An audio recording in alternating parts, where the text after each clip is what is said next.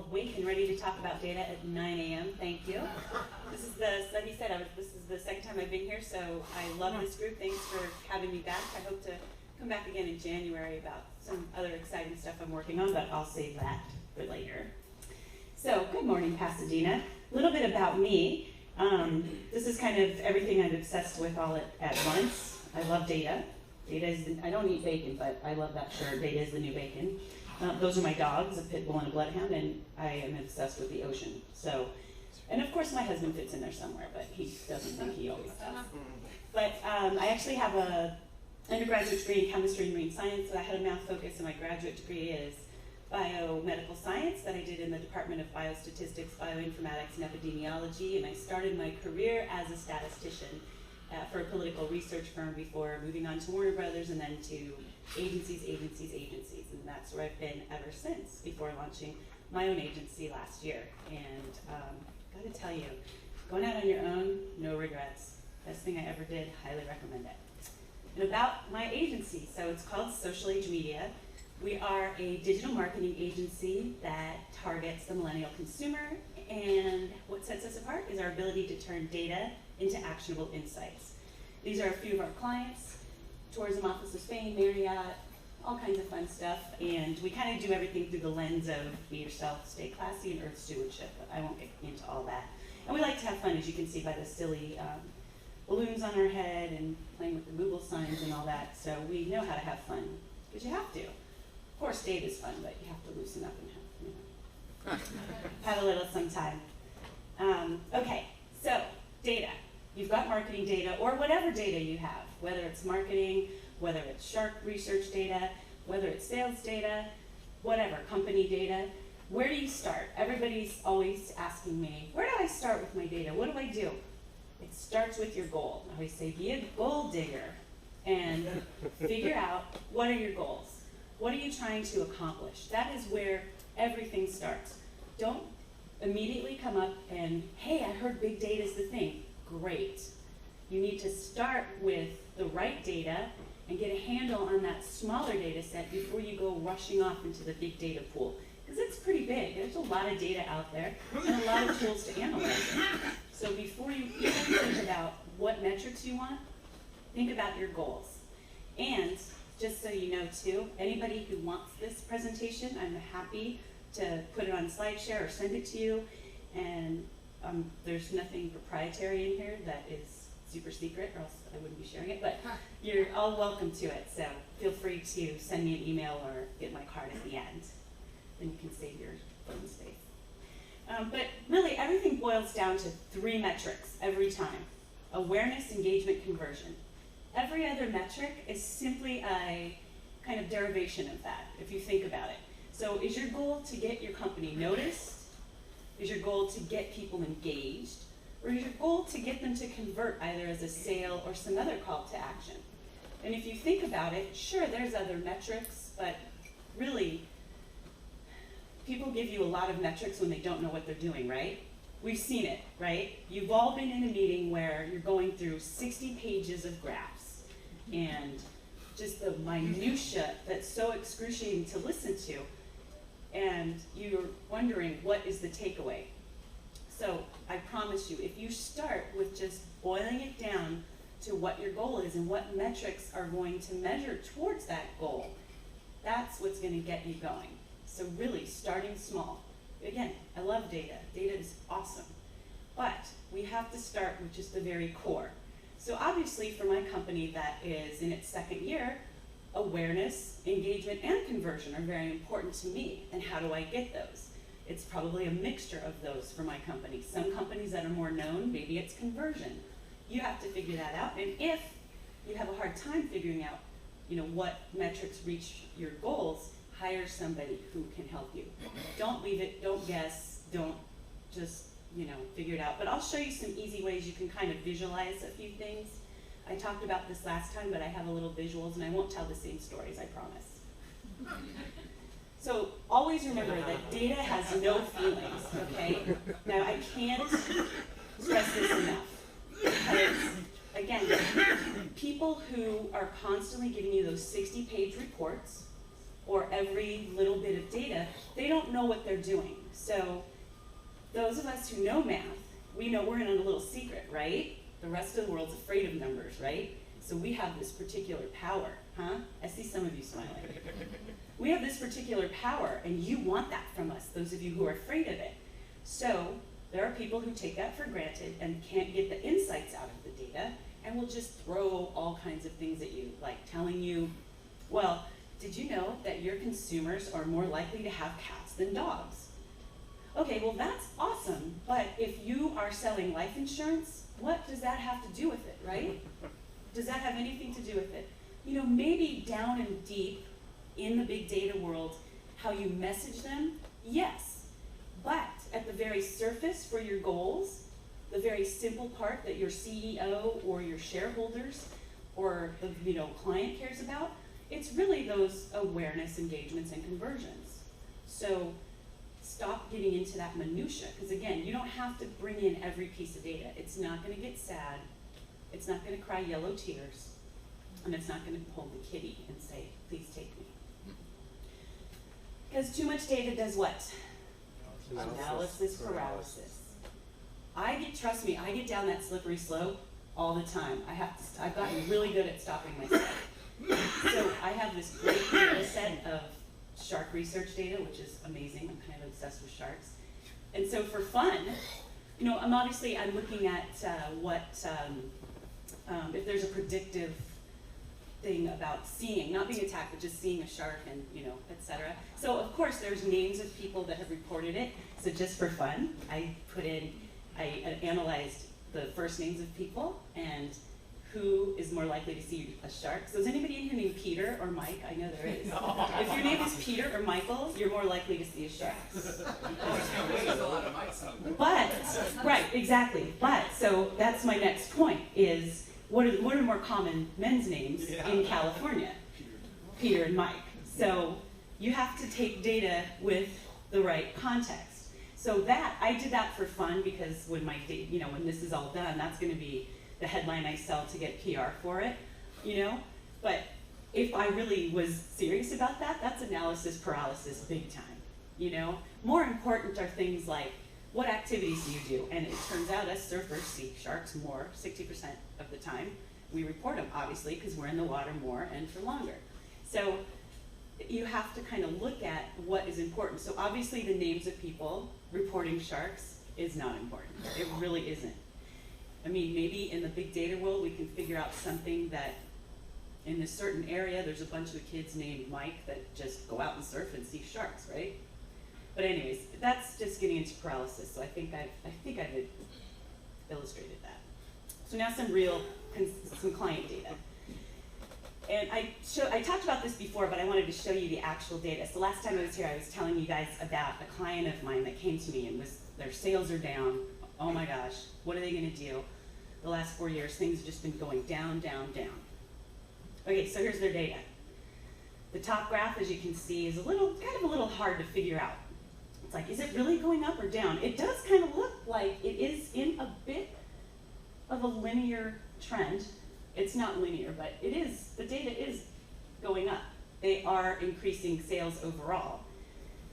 And the best fit line kind of proved that. But the problem wasn't their sales were down. Can anybody guess what their problem was? Sure. They hadn't raised prices in 4 years. So their cash flow was lower. And all they had to do was visualize this or ask somebody who knew what they were talking about. Very simply. So they were panicked. They didn't know if they should spend money on advertising. So I talked them off the ledge, calmed them down, and did a survey, found some really good insights for them, and they've been bumping up a little more. Because obviously you want to do exponential growth, not linear. You want your company to grow. But the point here is to graph it and see what is really going on. Anybody can throw in Google Sheets or even numbers or Excel, and Excel even does the trend line, and you can even have it go out to see where you're going. It's not the most statistically significant, for sure, but you have to recognize, I know I see Soren going, but It's not the most statistically significant, but holding all things the same, that is your growth pattern. Is that better? Yeah. Okay. I was getting there. But for the novice, there's a lot of really easy tools that you can just throw it in a graph, kind of see where the trend's going, what line fits it best. Obviously, if you put the R squared, which is a feature in Excel and all these other programs, the closer the line is to 1, the trend line, the more better fit the line is. And if you don't want to get into all that, just look at it. You can see this. I promised I wouldn't move, sorry. This kind of has an upward flow. I won't move again. So it kind of has, it's peaks and valleys. It's kind of moving up, and it's primed to be optimized, very primed, because this is telling you okay, we've got to step up our advertising, we've got to step up our budget, etc. So, but the graph tells you it's the first thing. So another case study with a client you might have heard of, a little country called Spain came to us, and they were having an issue where only on their social media platforms, only people inside Spain, and particularly Madrid, were engaging with the Spain and USA pages. Very few Americans were. So they hired us on last year to help them message to Americans. Well, sure enough, we flipped that. Now, this tells you a little bit about attribution. So let's back up. So Spain's goal is obviously to get more people to go to Spain, right? Now, getting airline data of how many people actually booked tickets and went to Spain is a really hard, daunting task. So that wasn't something we were able to do. We would not be able to get that sort of data quickly. I'm sure if we contacted all the airlines and went to, it would just be huge, right? But we had to show attribution for what we were doing. So what we did was engagement by country. So across their social platforms, the blue line is the United States, people in the United States engaging with their Facebook page, and the red line is people in Spain engaging with their page. We were able to show how we moved the needle from where there's barely a difference to, wow, the US really cares. You see that giant spike, how the US audience went up. So we were able to show that we were moving the needle and engaging the right consumers. There was a few other metrics that were important, like the demographics, which, who travels most to Spain, and we hit those, and how many people were coming and talking and doing all this other stuff. So we did get the engagement. They showed it to Madrid. Everyone's happy. But this all started at the very beginning with goal setting. We told them that we would get more conversation. We didn't tell them we're going to get more people buying tickets to Spain, because that's impossible to measure. So don't set yourself up for failure by trying to get really ridiculous metrics. I mean, sit back and think about it. And what do you have? Because there's a proxy for things all the time, especially with all the social media platforms, all the data you have out there, there's proxies out there that you can show movement. So now we know more people are considering Spain as a tourist destination, right? Okay, so let's summarize all that. Number 1, start with your goals. Have I said that enough? Very important. Then you want to decide what metrics are going to get you towards those, and keep in mind those 3. Almost everything boils down to those 3, of awareness, engagement, and conversion. And again, I can't stress enough, even though we saw him with his yellow tears and the kitty, data has no feelings. It's just not going to be sad if you leave it out. I know we, as analysts and statisticians, sometimes we get all attached to it, and we're like, oh, but I really wanted to use all of it. No. If you need an appendix, that's fine, but not everyone wants to sit through 60 pages. And it's really, honestly, it's not the best way to spend your time or your client's time. What do they get out of it? When somebody doesn't know what they're doing, they throw it all at you. So don't be that analyst, because then you don't last. But visualize, visualize, visualize. So simple in Google Sheets or in Excel or in numbers, just to visualize a small part. And then before you try to deal with big data, make sure you understand the right data. So it's much like when you're a child and you learn to crawl, and then you learn to walk, and then you learn to run, right? You don't immediately come out of the womb running. So if you just jump right into the big data pool, you're running. And I think everybody here who deals with data will agree that you have to have that foundation and understanding before you move on to the bigger data sets and the more deep analysis. So as I said, in January, or February, I hope to come back and share with you the findings of the shark data that I'm looking at. It's really exciting, working with a researcher that has done shark research for the last 50 years here in California. So the data is pretty exciting. It hasn't been put together in one place, and we're taking his data from YouTube's API, other social APIs where people report them, and then scraping off of the Heal the Bay's Beach Report Card site as well. So putting in a lot of neat inputs to see the likelihood of seeing a shark. So I hope to share that with you next time. And that is all.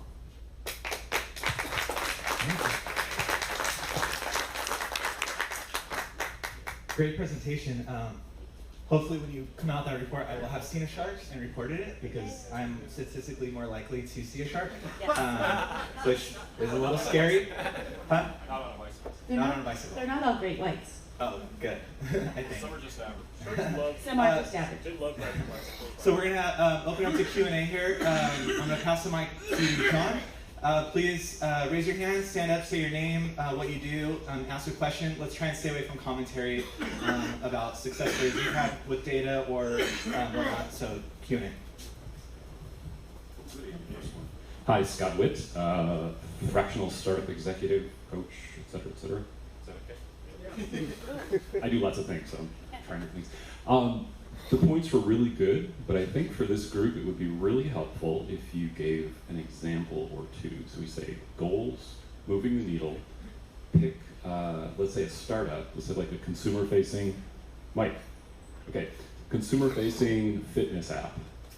What kind of goals and what kind of needles should he be thinking about, and how would data help him to get there? For sure, that's exactly what the questions are for, because I just used examples from clients I had, which are not startups. So a fitness app, yes, obviously they want awareness, and their conversion is downloads, right? So probably the most important metrics at the beginning are awareness, purchase, and or download. I don't know his model, but downloading it, and then afterwards, retention, and if there are things in the app you're wanting people to do. So there's probably some time metrics in there that they want to use. So those are likely where you want to start, is awareness and adoption rates. So how do you measure awareness? Awareness is measured in a number of ways. So obviously he can do an advertising campaign and or a social media campaign and or drive to a website. So it's either web traffic, it's either more engagement on social media platforms, or it's write-ups in the press. So it's those impressions. So you take all those different impressions from, maybe he got written up in the LA Business Journal, maybe he is online on LA Tech Journal, or he's on TechCrunch. Those impressions are measurable, all of them. Does that answer your question? Throw some more. Mike, did it answer your question? You like it? He was giving me that very... April, we work with inventors and we get products ready for large retail. So part of our metrics that we measure are our Infusionsoft data, opens, et cetera, but we also have social media data, and we have our Google Analytics. Is there any system you know that dashboards all of that together in one place? Interesting you should ask that, because I actually hadn't planned on plugging this, but one Saturday several months ago I had a wild hair and I programmed and made such a thing. So it's called SAMI, it's called Social Age Media Insights, and it's still in beta, but I have it for all of my clients. And whatever input it has, it's completely agnostic to whether it's Google Analytics, social media, or other data you provide. We talk about your goals, figure out what you're measuring, and then put the right data in this private web page you go to, and then give you the insights. So, didn't plan to plug, was just coming to talk about data, but thank you for your question. Next question. There has to be more than two. I mean, I got 20 last time. You can just recite hi Hi, my again. name's Bo Levine, and I'm actually the founder of a confectionery startup, which is 5 years old. We have found that for us, social media, yes, it's great to have people follow us. Right. However, on the other hand, for us, it's more important because we have an entire artisanal vegan line to get people to taste our products. How do you take the two and put them together? That is a great question. Bringing the online, offline. We did that for the Marriott clients in several different ways. We created events. So that's what we do, for example, is announce on the social platforms that you've got this event coming and come taste it. So that's really the only way you're going to get people online, offline, is to offer them samples and show up at special events. Partner with agencies and other events partners to go to their events. So if you give me your card, I'd be happy to have you come to one of our events, because we put events on every now and then for our clients, and we have tastings and etc., where there's different things that happen. But that's really the way you do it. Have a post where you say, everybody come in today and taste this, or hey, would you like to taste this? We're going to be here. Because yes, products that are food, you need them drink, you need people to taste it. So you've got to do that offline activation. Hi, April. Thank you so much for that presentation.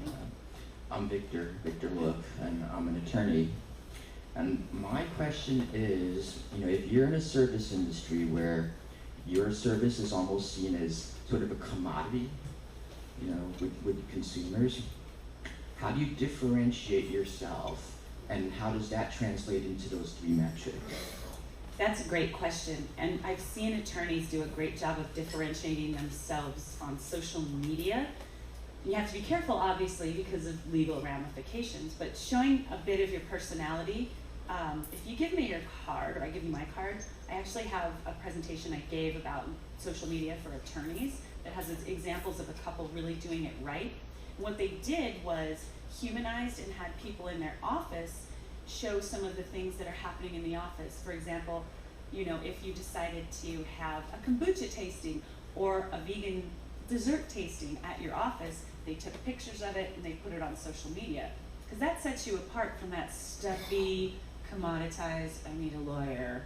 Because usually when people need you, they're not happy. So showing them kind of that humanized self, and how you would measure that on your social platforms is obviously awareness, seeing how many impressions you get, how many people are engaging, and then doing your due diligence on your side to ask all the new leads where they came from. Sure. Over here. Hey, my name's Tremaine. Actually, you kind of answered that at the end of it, but I would like to know if there's some secret that you use. For example, for her case, when you post on social media and someone comes in, so online to offline, how do you trace and measure and prove to your clients that this is working? Because that's one of my biggest challenges. Right. So that's the question. Yeah. Yeah, that's a great question too, and you have to really know what what you're going to do and start with that goal. So in the Marriott's case, particularly LAX Marriott, we wanted to bring it online, offline, because on Century Boulevard there in LA, there's a ton of properties and they all look the same and nobody wants to stay there and everybody hates them because parking and Wi-Fi are expensive, right?